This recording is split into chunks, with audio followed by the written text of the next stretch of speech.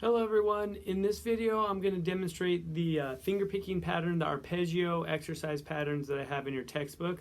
If you open up your textbook in Canvas, you'll see that these start on page 23. Page 22 starts about kind of the home position and the placing of P-I-M-A, and you can look at the prior video to see the proper placing. And just to cover really quickly what we talked about in the last video, rest stroke on the 6th string, free stroke into the palm with the index on the 3rd string, free stroke into the palm with the middle finger on the 2nd string, and then free stroke into the palm with the ring finger on the 1st string. So I have P, I, M, A, and then I work where I can keep that tempo consistent, and as I play the rest stroke with the thumb, I plant the other fingers back down, so I have constant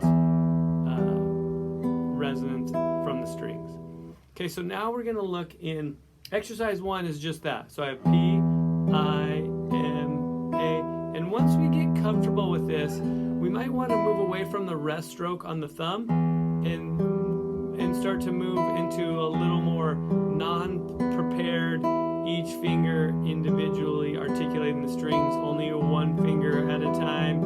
And this might feel a little more comfortable to some of us, but I would always encourage you to start with the rest stroke and the plant, because this will teach the fingers the spacing of the strings, how to best articulate the strings as I start kind of in a much more stable articulation. As I start to have no preparation and no planting on the strings, then I might tend to start kind of bouncing the wrist and doing this kind of stuff, and that gets pretty sloppy pretty quickly. So exercise 1 is just a reiteration of that. So I'd have rest, free, free, free, rest, free, free, free. And then as soon as I can do that, you can start to kind of do one at a time this way. And then on exercise 2, all I'm going to add is the middle finger coming back down to the 2nd string and the index coming down to the 3rd string. So now I have kind of in 6/8, 1, 2, 3, 4, 5, 6. And I can still do this with preparation this way, and I can still see the planting in between each one, the rest stroke with the thumb, or I can start working this from a more free stroke manner, where and no preparation. 1, 2, 3, 4, 5, 6 is the rhythm, 6/8.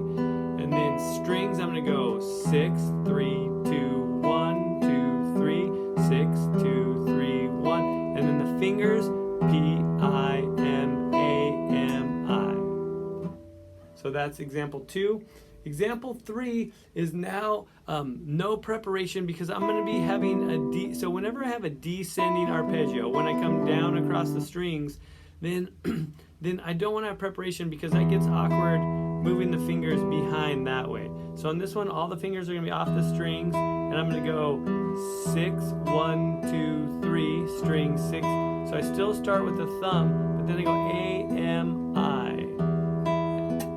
And this is kind of like what we just did with the P, I, M, A, M, I. But we're just taking out the first M. So now it's P, A, M, I. And this starts getting me more used to not having the fingers on the strings, working in that manner. And again, nice and slow. Okay, so in exercise 4, it goes to 2 strings at once. But before we do that, I want to add another variation of this. As I do exercise 1, P-I-M-A, or exercise 2, P-I-M-A-M-I, or exercise 3, P-A-M-I, I want to practice moving the thumb as well. So on this one, what I want to do is go 6, 3, 2, 1, then 5, 3, 2, 1, then 4, 3, 2, 1, 5, 3, 2, 1. And we've already done some of this moving. Here's exercise 2 with the moving bass. 4, 5, so 6, 5, 4 with the thumb. And we've done some of this moving bass with the articulated thumb brush that we did in the strumming earlier.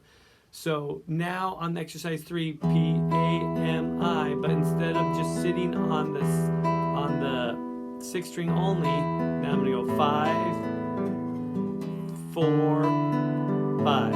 So this would be 6, 5, 4, 5, 6, 5, 4, 5, 6, 5. And the way I'm sitting with the guitar, so you can see these, doesn't really allow me to do this very well. But remember, when you're working on the arpeggiation exercises and anything right hand centric and specific, remember to use the visual component and look at what you're doing. 6, 5, 4, 5, 6, 5, 4, 5, 6, 5, 4, 5. It's much easier when I'm 6, 3, 2, 1, 2, 3, 5, 3, 4, 3, 2, 1, 2, 3, 5. If I'm looking down, especially as I'm starting to get comfortable with, and again, I'm doing these kind of accelerated just to kind of demonstrate them in circular fashion. But when you're starting these, it's really about getting comfortable with the motions, the mechanics, and the accuracy. So this is a much better way to practice at beginning. 6, 3, 2, 1, 2, 3, 5. With the preparation at first, see how I planted the fingers back down to make sure everything's in the right place. And then maybe I could start to move to not doing the preparation. And then once the fingers start to feel a little more natural, I move to exercise 3. Then I can start to put a little bit of tempo. And then as I get more comfortable with that, then I can start speeding it up. I will continue exercises 4, 5, and 6 in a second video.